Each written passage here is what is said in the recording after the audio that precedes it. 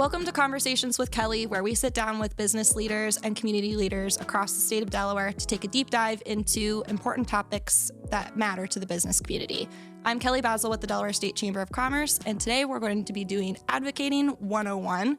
With me, I have Verna Hensley, VP of Public Affairs at Easterseals. Thank you for hosting us today.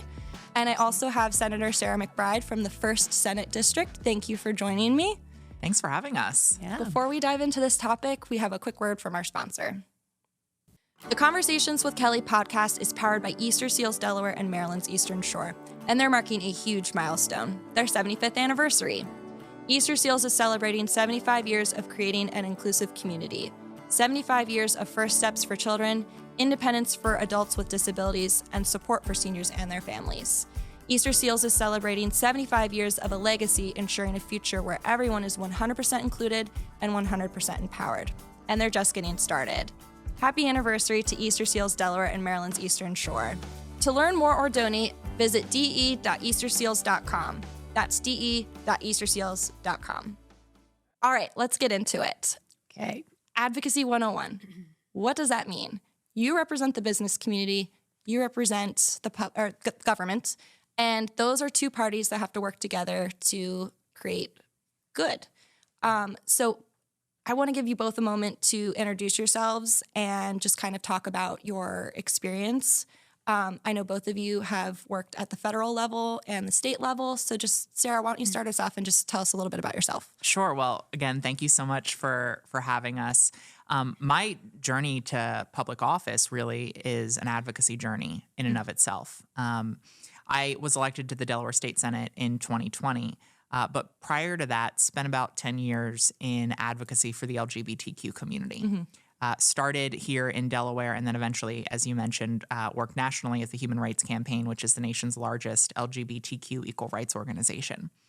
And I did that because I myself am transgender. I'm a member of the LGBTQ community, and I felt it was important to have people like me represented in Legislative Hall or in the Capitol, first as an advocate, but then ultimately we need to make sure that we have diverse representation actually in the room at the end of the day as elected officials. Mm-hmm.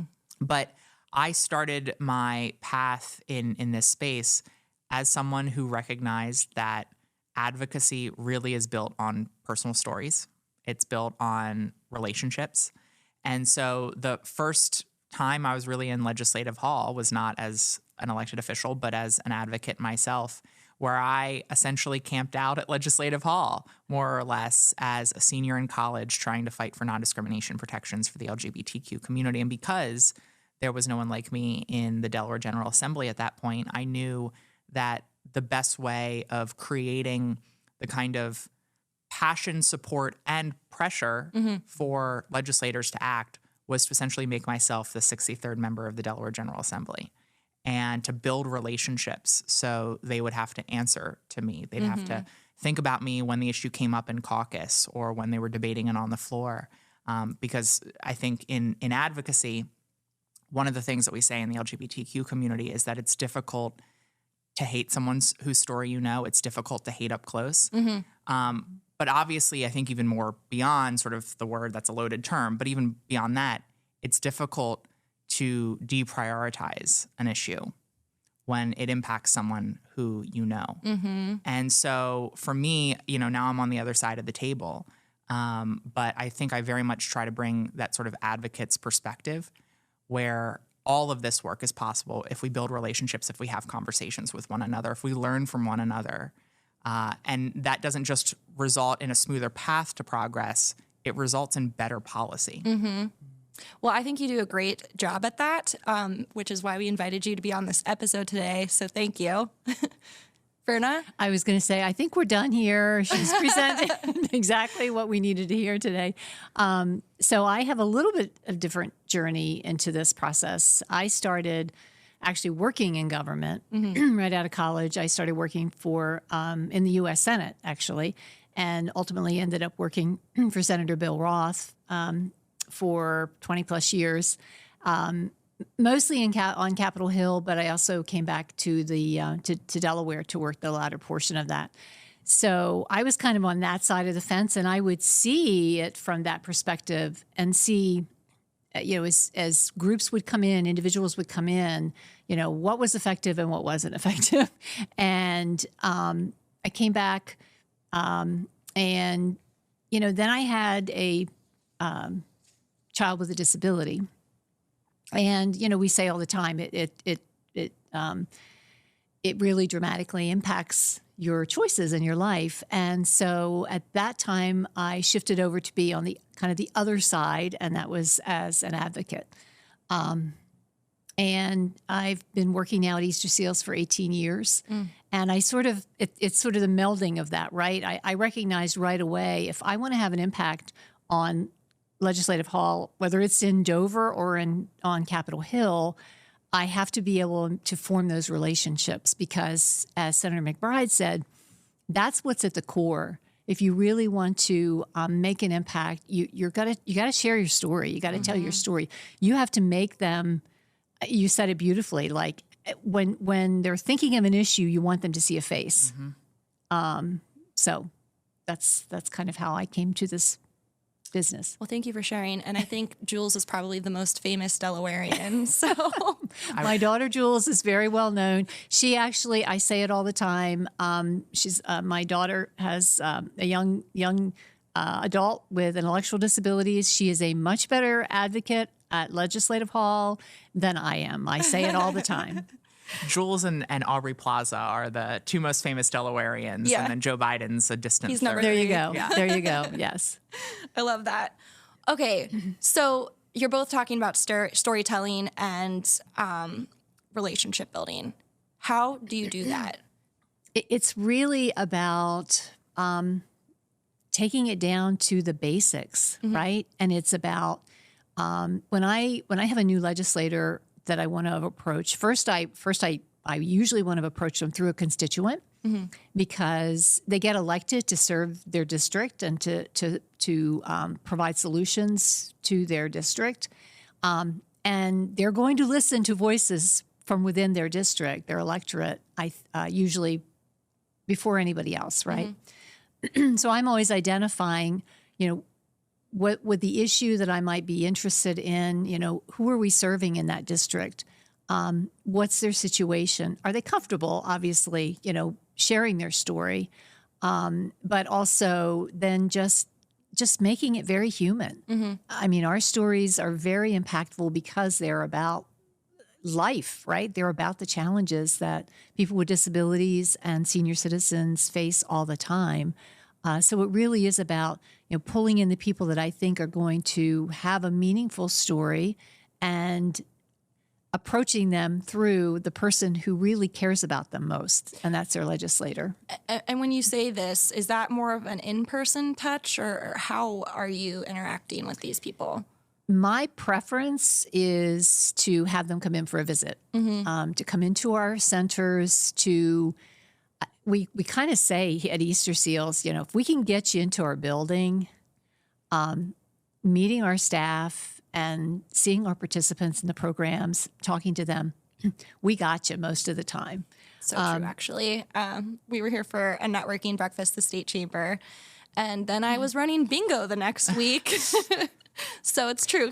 It's true because whether it's a legislator or a donor or a volunteer, if we get you in the building, it really, really threads that needle of how impactful our services are on the people we serve and the greater community too. And so the first thing I really like to do, hopefully through a constituent, is get them in for a tour.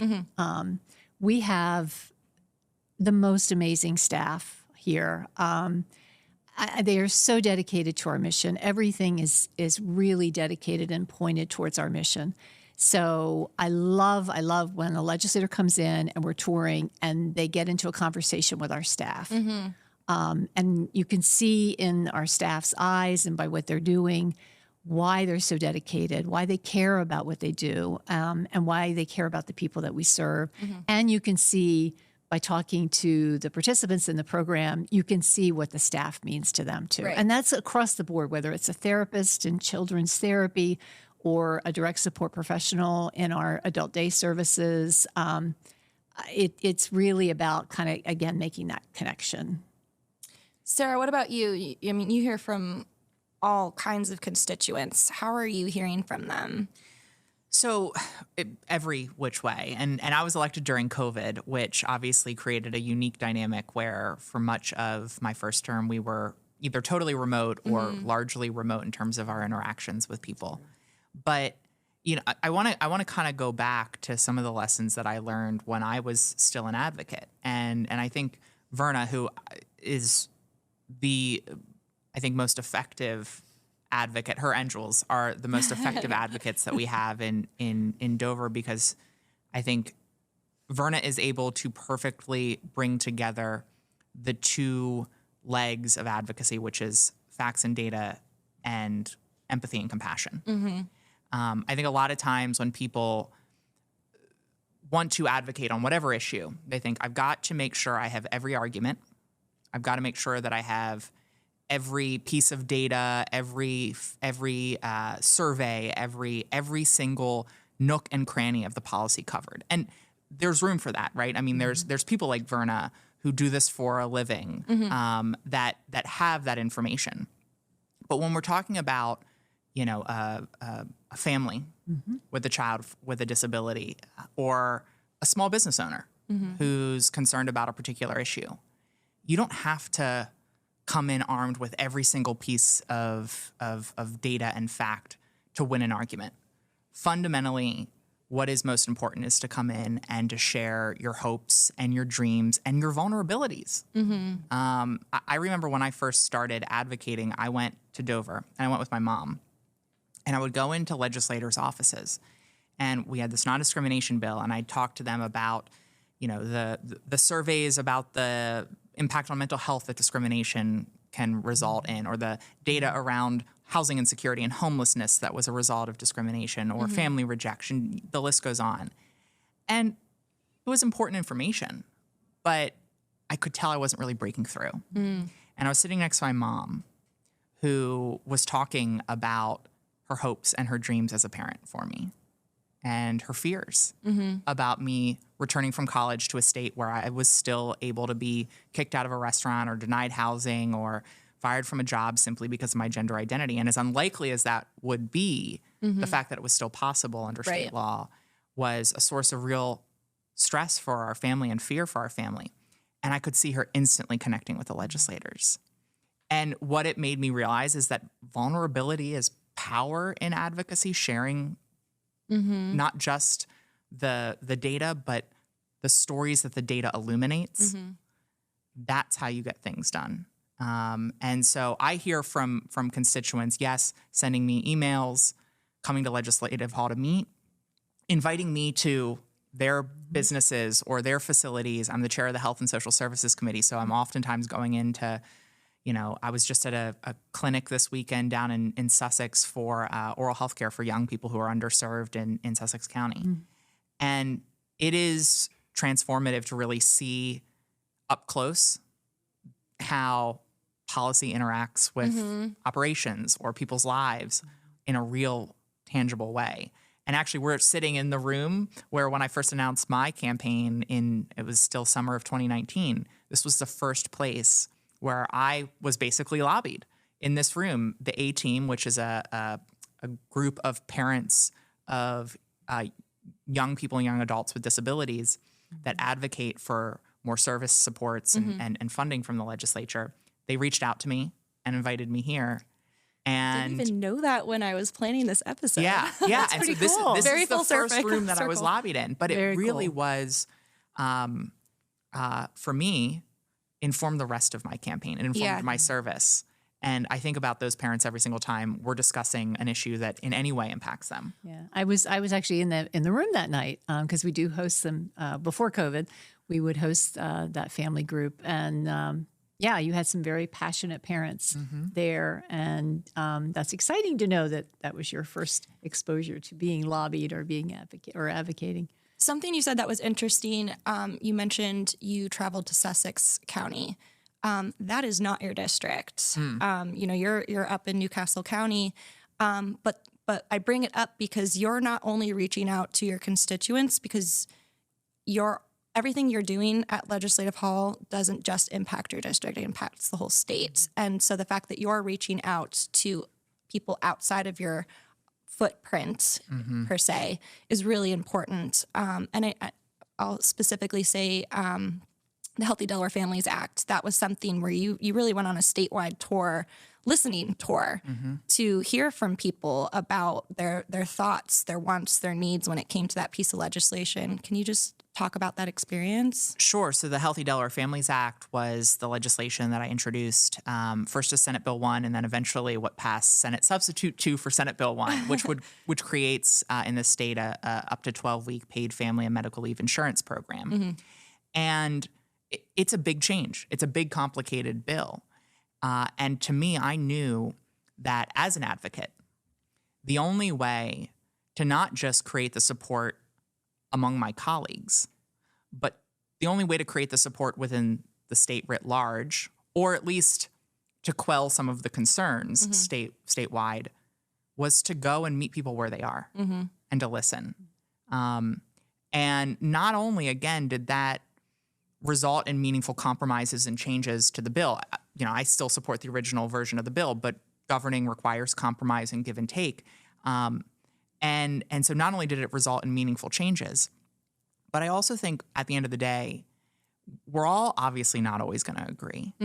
But I think every Delawarean deserves to know that elected officials, even if they come to a different conclusion than they might want, that they've had the opportunity to be heard. That we're not passing something because we're ignorant to their fears and concerns, but that we've taken their fears and concerns into account. And again, we might still say, ultimately, this is the right approach.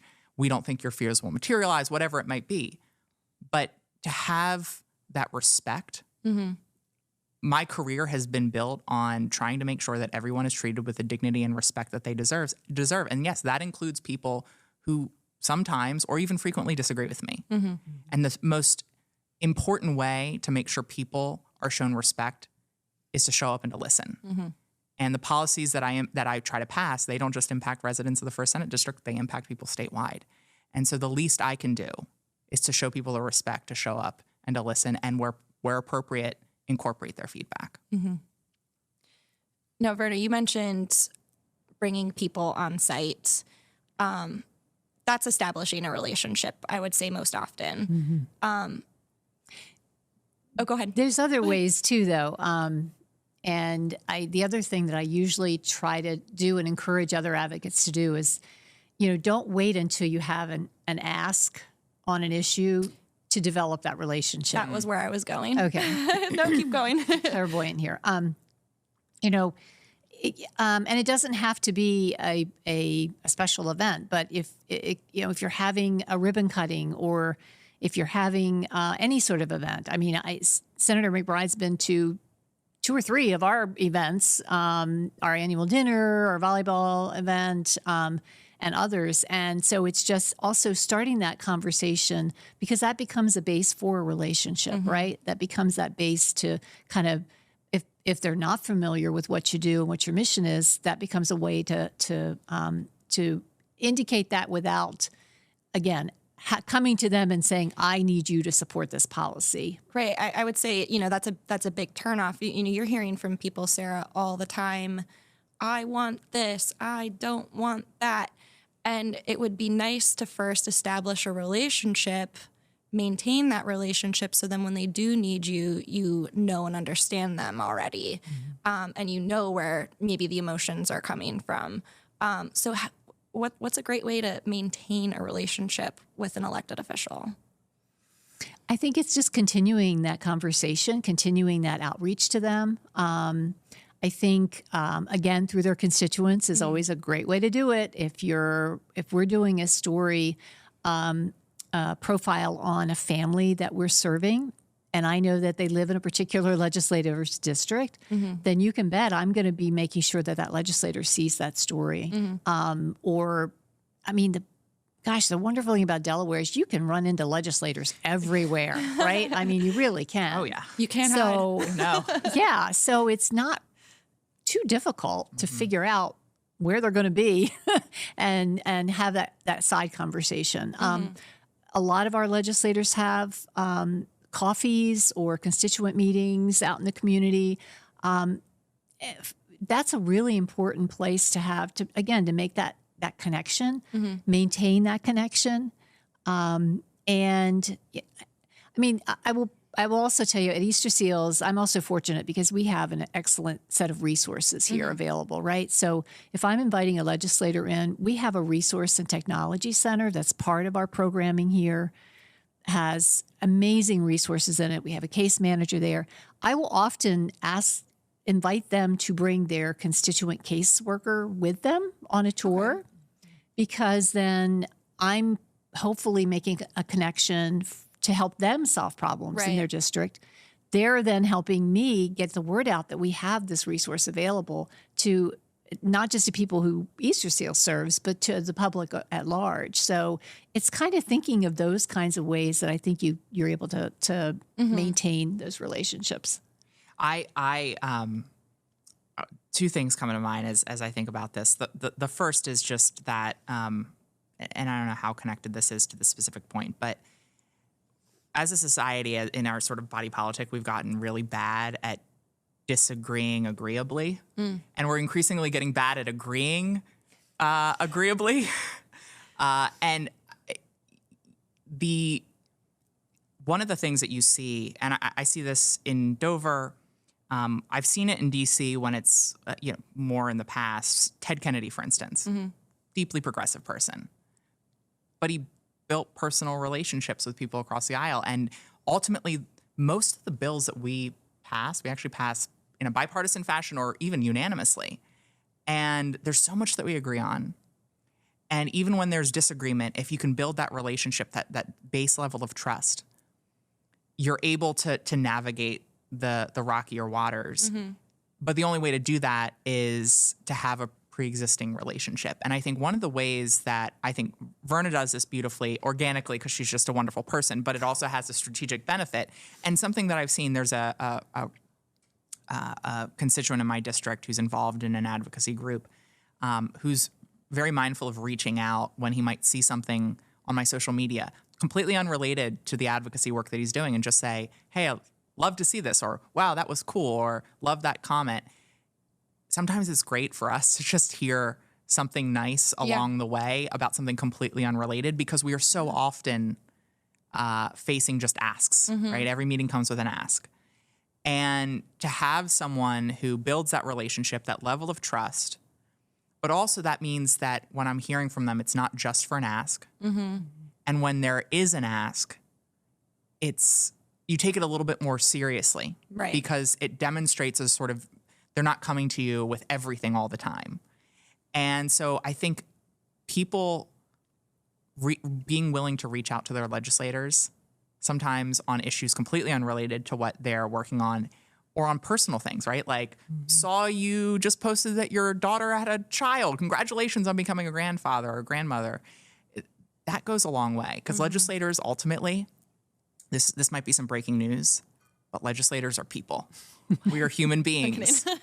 And sometimes we need some positive reinforcement that's not totally related to a controversial issue. You both have worked on a national level, and I'm curious, does Delaware do a better or worse job at all of this, at communicating with each other, working together? I think there are people who've been involved in Delaware politics for a long time, Delaware government for a long time, who have seen a change over the course of several decades in Delaware where we are less collaborative. I think some of that is inevitable. I think parties are just becoming more ideologically homogeneous. And so there's sort of... That's a national trend. I don't think that's specific to Delaware. And frankly, the United States was unique in presidential democracies, or frankly in democracies in general, in terms of not having ideologically homogeneous political parties. That was unique. And so part of it's a byproduct of that. Part of it is a byproduct of, more people with more of a stake in outcomes at the table. And sometimes that can result in vulnerabilities and passion coming forward, I think rightfully. And And so I think there has been a change in the way that conversations happen in Delaware.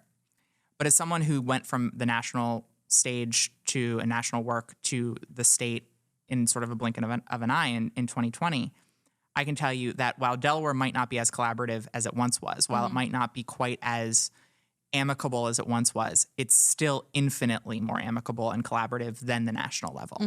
I think the fact that Delaware does not have the same kind of sort of television news is a double-edged sword. And I think we need to really make sure we have more local news. But I think one of the byproducts of that is that it's resulted in a politics where politicians are playing to the cameras less, and does result in a degree of collaboration. You know, whether I'm working with Brian Shoup, a Republican state representative on clean water in homes, or Senator Hocker, the Republican leader in the Senate, on oral health care access. There's so much that's happening that because, you know, our every action isn't amplified on Twitter, we're actually able to get a lot of things done together and sort of break through some of the incentives that exist in particularly social media and particularly nationally, break through those incentives and actually continue to work together. And I'm really grateful. I went from sort of a progressive bubble advocacy world to being in a place where I'm working with Republicans. And I'm really grateful that I'm having that experience, because it really does show you that we have much more in common than we disagree. Definitely. And to me, that sort of knowledge, it's not just comforting, it's motivating and empowering for me at a time where things seem so broken. And you can go, oh, actually, no, there's when we take away some of those perverse incentives, when we allow ourselves to sort of be authentic as elected officials and to treat each other as people, things can get done. And a lot of that comes back down to sharing those stories, right? I mean, it's really sharing the humanity. And I think we are fortunate that we're small. And as I said, if you want to run into your legislator, you really can find a way to do it. I would even say you could run into the governor and the lieutenant governor and just about. At one point, the president. At one point, the president. These days, yes, exactly. So I think that's a benefit, but I think it does come back down to those personal connections that you make, and that starts with sharing your story. So you're an issue expert, Verna, on what you do and the people you serve. Sarah, you have to deal with every topic under the sun. How, when a bill comes before you, you have to vote on it. How do you prepare yourself to learn about whatever that topic may be so that you can make an educated decision? Sure. I mean, it's one of my favorite parts of the job is the fact that I feel like I'm in school constantly. I'm just learning about things, because it's impossible to be an expert on every issue. And we have a representative democracy because we recognize that issues are complex, and we sort of have to have a group of people whom we pay to be able to dive into an issue at a deeper level and weigh oftentimes competing demands. There is no perfect public policy. There are very few public policies that have all upside and no downside. And so for me, oftentimes I want to hear from both sides. Yeah. A lot of times a group will come to me and they'll advocate and it'll sound like the perfect proposal. And I'll say, well, what am I going to hear from the other side? And, hopefully I will be able to have the opportunity to actually have that conversation with the other side to at least understand. I want to look at where the policy has been implemented elsewhere and what were the experiences, because a lot of times we will consider legislation and everyone will say, oh, the sky will fall. And sometimes we can look elsewhere. I always say policy is neither created nor destroyed. It's like matter. It's almost inevitably been tried somewhere else. Right. And while there's difference in circumstances in Delaware, particularly in a federal system where you've got a number of states, you've got a number of states that have adopted a policy, and you can look and sort of even out for the differences in those states to see how the policy worked. And for me, that's an important component of sort of breaking through, I think, sometimes almost completely contradictory observations about how a bill will manifest, and be able to figure out what's sort of fact from fiction, what's founded fear versus unfounded fear. But those are sort of the different steps I oftentimes will go through. But ultimately, again, all of that is sort of a rational process. You're also constantly thinking about the constituent who reached out to you with X or Y problem. You're thinking about the doors that you knocked during the campaign and after the campaign and the stories you heard at the doors. That was one of my favorite parts of being a candidate was you knock on doors. And even during the pandemic, we were calling people. I was always amazed at how vulnerable and open people were willing to be with me, a complete stranger at their door. And so while all of that sort of rational intellectual process is important and something I seek to engage, ultimately it's always built upon a foundation. It's always rooted in a story that I've been told or a person that I've met or people that I've met in the district and, as you mentioned, around the state. Do you have anything to add, Verna? No, I just think it comes back to, again, that developing those relationships, which is how we started the conversation, right? It really is about building a relationship, and for the legislator, being open to those relationships, listening to, and I think, we're fortunate in Delaware because we have that ability to really make that kind of impact. And again, you don't have to be a subject.